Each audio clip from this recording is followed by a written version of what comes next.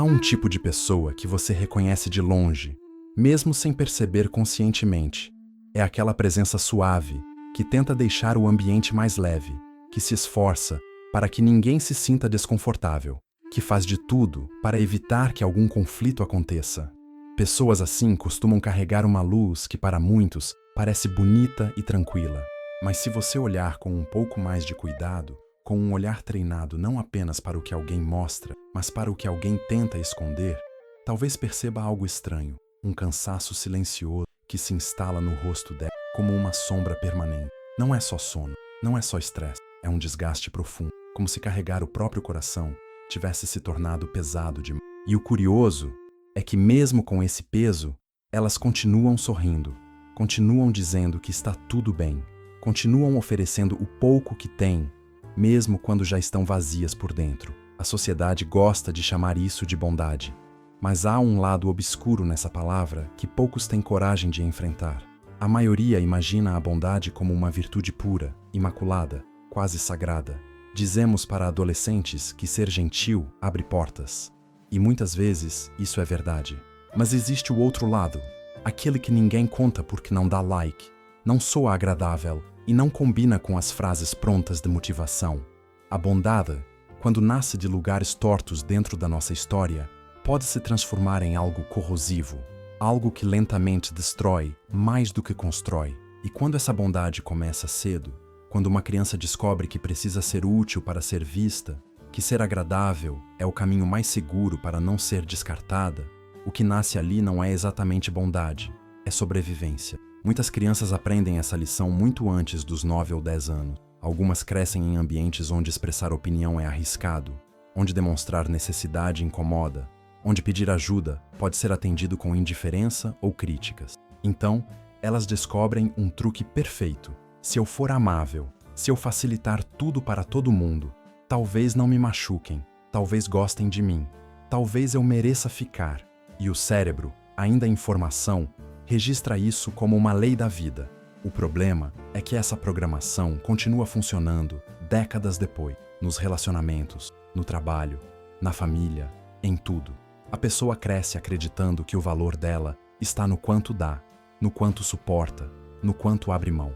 E se ela ousar fazer diferente, vem a culpa, aquela sensação estranha de estar fazendo algo errado só por escolher existir com necessidades próprias. Mas existe um detalhe que raramente aparece nas conversas sobre bondade, quando ela vira uma armadura. Tem gente que não é gentil porque é naturalmente compassiva. Tem gente que é gentil porque aprendeu a evitar o pior sendo gentil. A diferença é enorme. A primeira nasce do coração, a segunda nasce do medo. E com o tempo, a bondade que nasce do medo costuma se tornar uma jaula dourada. Visto de fora, parece bonito. Visto de dentro, é sufocante.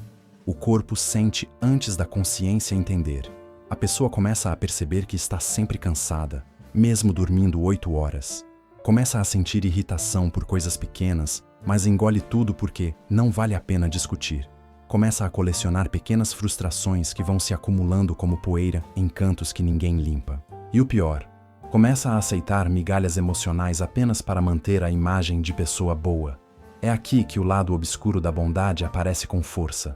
A pessoa boa demais cria dentro de si uma espécie de descompasso. Por fora, tudo está sob controle. Por dentro, um deserto emocional começa a se formar.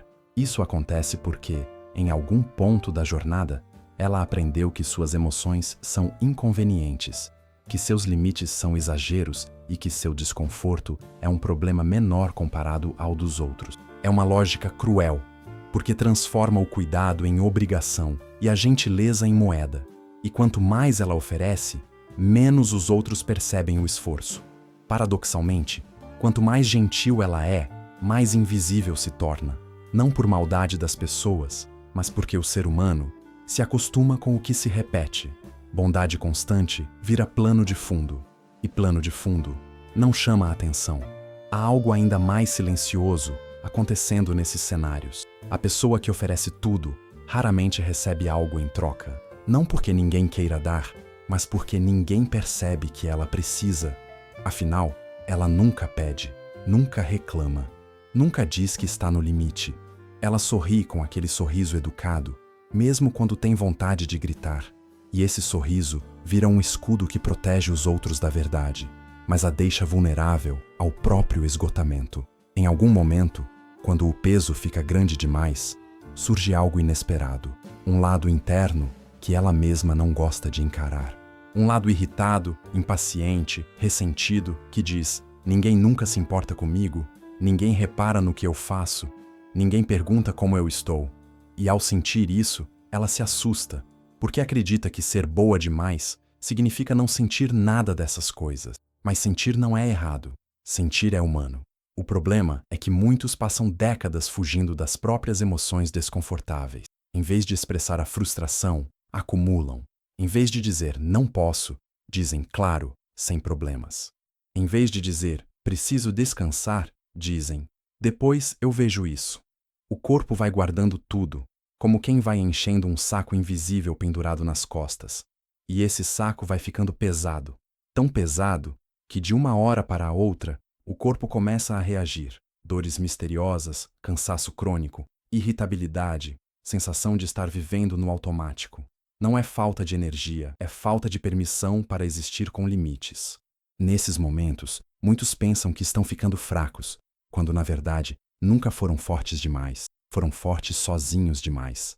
O lado obscuro da bondade não é a bondade em si, mas o motivo escondido por trás dela. A bondade verdadeira liberta, a bondade condicionada aprisiona. E a pessoa só percebe isso quando chega naquele ponto onde, pela primeira vez, sente que não tem mais nada para oferecer. E aí vem a pergunta que quase ninguém ousa fazer: se eu parar de ser útil, alguém ainda vai ficar? Essa pergunta dói, porque atravessa memórias antigas, muitas vezes da infância, que a pessoa preferiu ignorar. Mas é justamente essa pergunta que abre caminho para a transformação real. Quando a pessoa atinge esse ponto de ruptura emocional silenciosa, algo importante acontece dentro dela, mesmo que pareça apenas caos. Pela primeira vez, ela começa a enxergar o desequilíbrio que sempre existiu, mas que ela estava ocupada demais, sendo útil para perceber. Ela começa a reparar que vive no modo automático há anos, talvez décadas, que ela sempre foi o apoio de todos, mas quase nunca teve onde se apoiar. E isso não acontece porque ela é fraca. Acontece porque ela aprendeu a se ignorar desde muito cedo. Aprendeu que suas necessidades eram um incômodo, que demonstrar vulnerabilidade era perigoso, que depender dos outros era arriscado.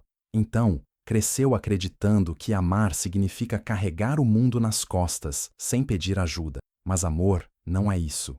Nunca foi. A partir desse momento de lucidez dolorosa, muitas pessoas passam a olhar para si mesmas com estranhamento.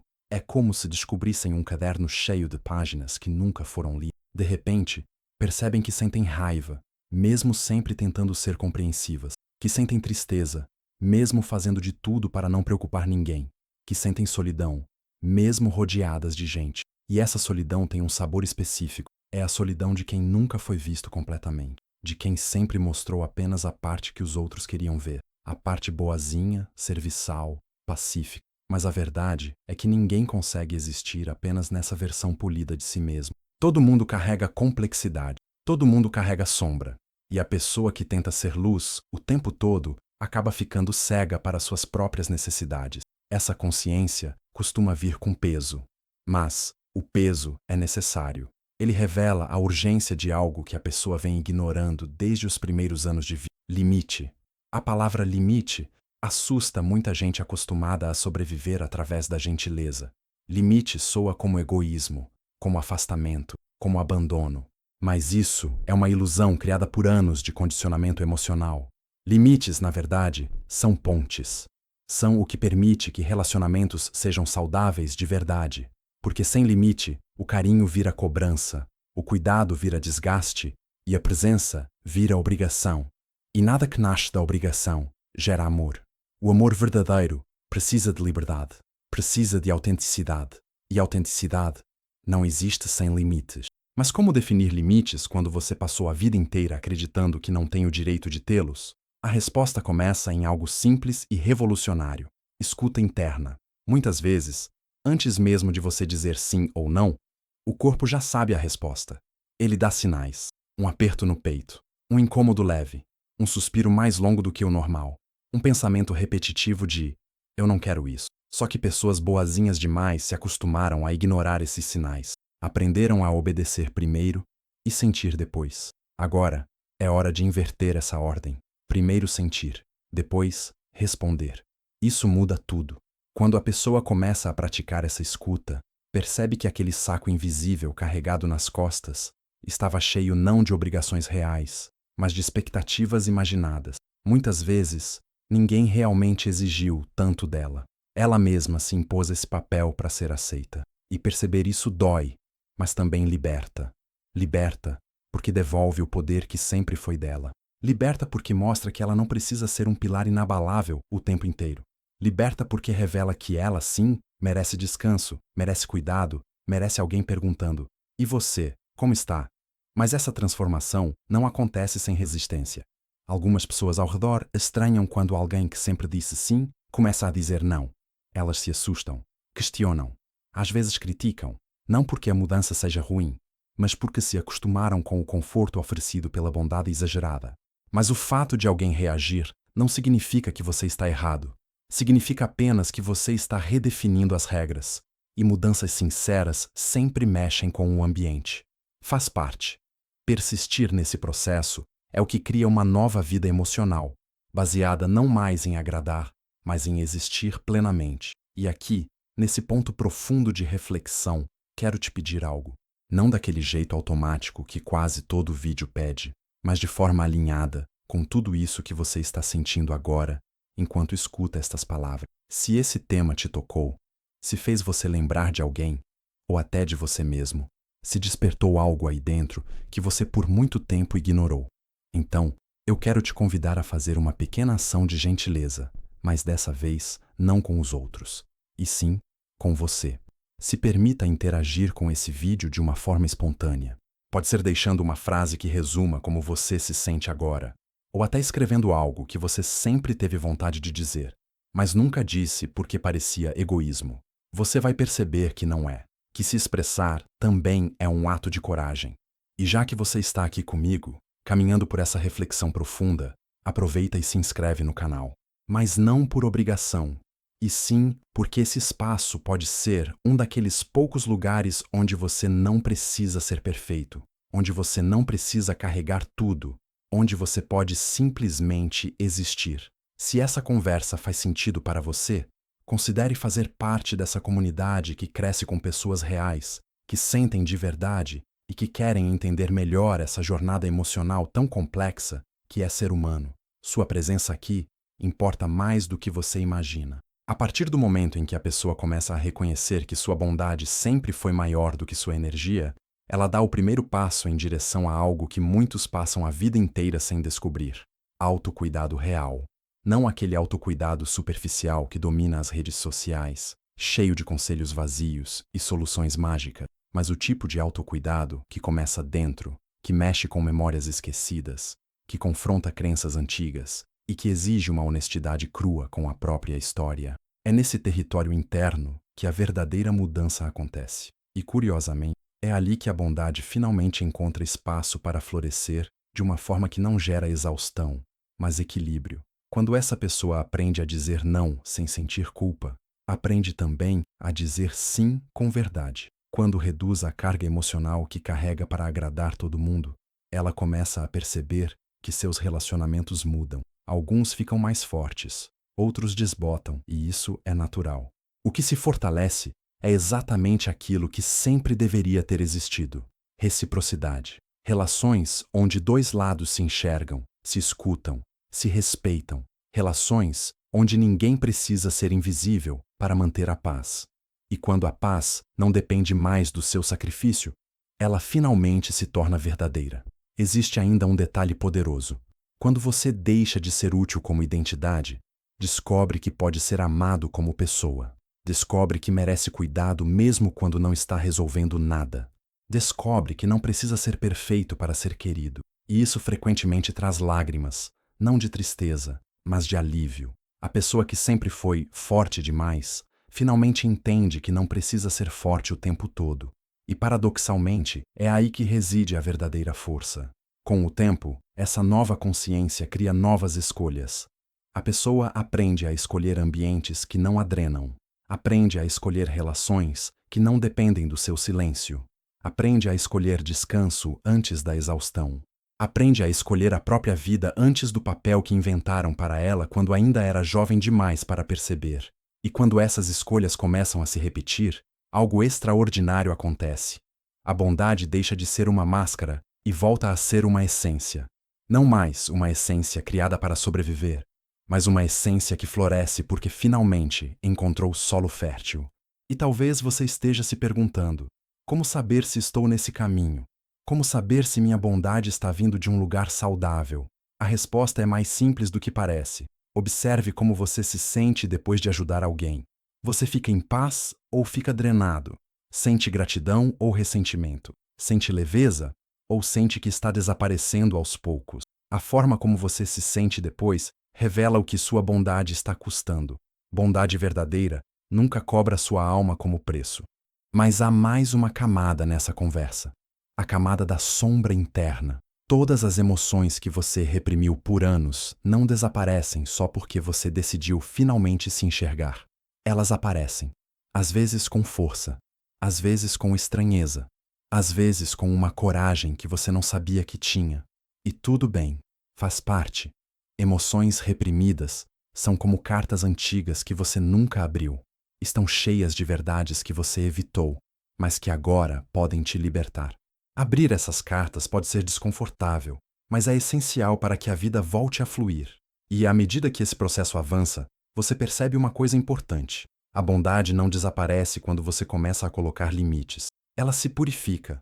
Ela deixa de ser submissão e se torna consciência. Deixa de ser medo e se torna presença. Deixa de ser desespero por aceitação e se torna expressão autêntica. A pessoa bondosa, quando aprende a se proteger, não fica fria. Fica inteira. E pessoas inteiras conseguem amar muito melhor do que pessoas quebradas tentando parecer inteiras. Agora, antes de fechar este último bloco, quero te pedir algo, mas quero pedir de um jeito diferente. Se esse roteiro te fez refletir, se tocou alguma parte escondida aí dentro, se te trouxe algum tipo de clareza, então compartilhe sua história com a comunidade. Conte algo que você nunca disse sobre sua bondade, seus limites, suas dores silenciosas. Você não está sozinho nessa jornada. Tem muita gente vivendo a mesma coisa, mesmo que ninguém fale sobre isso. E talvez suas palavras ajudem alguém que hoje está passando por um peso que você conhece muito bem. E claro, se este vídeo fez sentido para você, considere se inscrever no canal. Mas não porque eu pedi, e sim, porque esse pode ser um dos poucos espaços onde você pode se enxergar com honestidade, sem máscaras, sem cobrança, sem ter que ser o bonzinho que aguenta tudo. Eu quero que você esteja aqui não como espectador, mas como alguém que faz parte de uma comunidade que aprende, sente, cresce e se apoia.